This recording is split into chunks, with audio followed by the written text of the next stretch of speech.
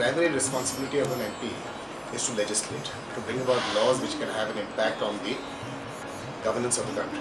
However, in terms of the politics of being an MP, the primary responsibility is towards his constituency. And that's where a big gap lies in what is one expects constitutionally from an MP and what an MP is actually supposed to deliver to get re-elected.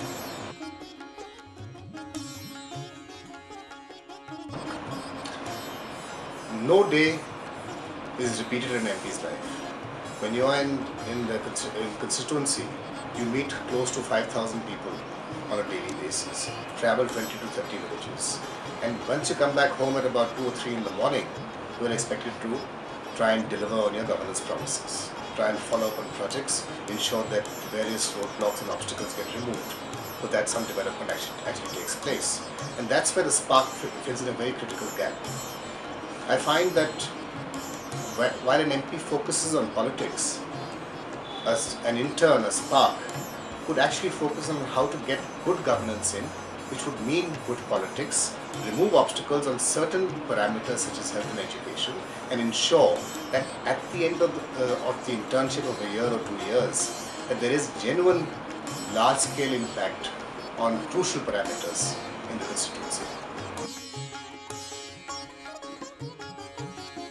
That would depend from constituency to constituency, but critical gaps, broadly speaking, in the country are health parameters, education parameters.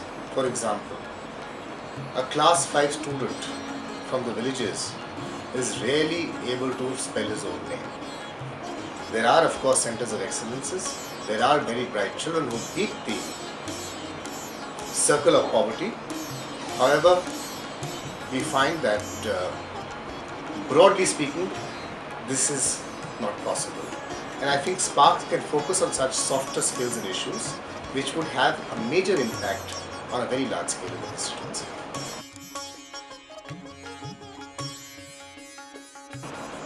I think the Spark program could be critical in filling crucial gaps which exist in our governance systems.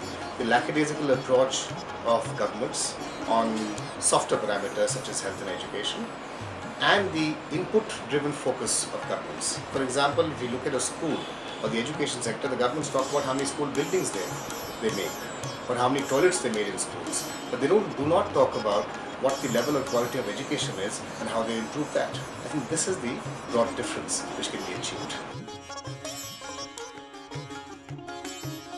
You have an exciting year ahead of you. I think you have a chance to reach a number of people, influence policy on a very broad aspect, and make a huge impact on the ground.